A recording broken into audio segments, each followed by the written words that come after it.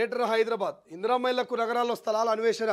Greater హైదరాబాద్తో పాటు రాష్ట్రంలోని పలు నగరాలు పట్టణాల్లో G+3 విధానంలో ఇందిరామైళ్ల నిర్మాణానికి ప్రభుత్వ స్థలాల అన్వేషణ ప్రారంభించింది. ఈ మేరకు గ్రేటర్ పరిధిలోని 16 మురికివాడలో గృహ నిర్మాణ శాఖ స్థలాన్ని గుర్తించింది. వీటిలో ఇక ఐఎస్ సదన్ సమీపంలోని సరళాదేవి నగరు, దిల్సు నగర్లోని పిల్లిగుడిసే ప్రాంతంలో G+3 నిర్మాణాలకు ఎలాంటి సమస్యలు ఎవరు గుర్తించింది.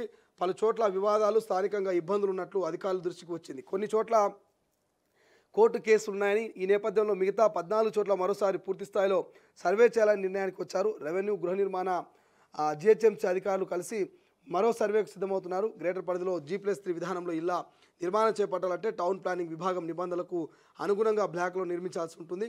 అందుకు తగిన విధంగా ఈ స్థలాలు ఉన్నాయా అనేది కూడా అధికారులు పరిశీలిస్తున్నారు. కనీసం 500 గజాలు అవసరమంట. మురికివాడలో ఒక్కో బ్లాక్ నిర్మాణానికి కనీసం 500 గజాల స్థలం అవసరమని గృహ నిర్మాణ శాఖ భావిస్తుంది. ఇందులో రోడ్డు, డ్రైనేజ్ వంటి వాటికి 150 గజాల స్థలం కేటాయించాలి. ఒక్కో బ్లాక్లో 16 ఇందిరమ్మ ఇల్లు ఉంటాయి. GHMC పరిధిలో ఒక్కొక్క నియోజకవర్గానికి 3,500 చొప్పున మొత్తం 84,000 ఇళ్లను కేటాయించనుంది లక్ష్యంగా. ఇప్పటికే గుర్తించే మురికివాడలో పరిమితంగానే స్థలాలు ఉండడంతో మరోసారి గ్రేటర్ పరిధిలోని మిగతా ప్రభుత్వ మురికివాడ స్థలాలపై సర్వే చేపట్టినారు. అనంతరం గ్రేటర్ పరిధిలో మొత్తం ఎన్ని ప్రాంతాలలో G+3 బ్లాకులు నిర్మించాలి, మొత్తం ఎన్ని ప్లాట్లు అందుబాటులోకి వస్తాయనే విషయంపై గృహ నిర్మాణ శాఖ నిర్ణయం తీసుకుందట. ఇక జిల్లాల నుంచి ప్రతిపాదనలు. జిల్లాలోని పలు నగరాల్లో పట్టణంలోనూ మురికివాడల ప్రజలకు G+3 విధానంలో ఇందిరమ్మ ఇళ్లు నిర్మించాలని ప్రభుత్వం నిర్ణయించింది. వరంగల్, కరీంనగర్, మహబూబ్నగర్, నల్గొండ, నిజామాబాద్, ఖమ్మం తదితర ప్రాంతాల్లో పేదల బస్తీల్లో అక్కడే ఇళ్ల నిర్మాణానికి స్థలాన్ని గుర్తించి ప్రతిపాదనలు పంపించాలని జిల్లా కలెక్టర్ హౌసింగ్ పీడీలను ఉన్నతాధికారులు కోరిరట. సో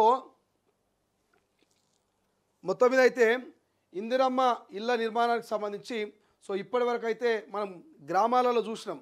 ఇందిరమ్మ ఇళ్ల నిర్మాణం గ్రామాలలో చూసినాం. గ్రామాలలో మరి ఎవరికైతే స్థలం ఉంటుందో ఆ స్థలంలోనే ఇందిరమ్మ ఇళ్లకు మరి రాష్ట్ర ప్రభుత్వం మంజూరు పత్రాలు ఇచ్చింది. వాళ్ళు ఇక 60 నుంచి 70 గజాలలో వాళ్ళు ఇందిరమ్మ ఇళ్లను నిర్మాణం చేసుకుంటున్నారు. బట్ పట్టణ విషయంలో మొన్నటిదాకా బ్రేక్ వేసింది. పట్టణాలలో ఇప్పట్లో ఇందిరమ్మ ఇల్లు ఉండవని చెప్పారు. బట్ ఇప్పుడు పట్టణాలలో G+3 నిర్మాణానికి రాష్ట్ర ప్రభుత్వం శ్రీకారం చుట్టబోతున్నది.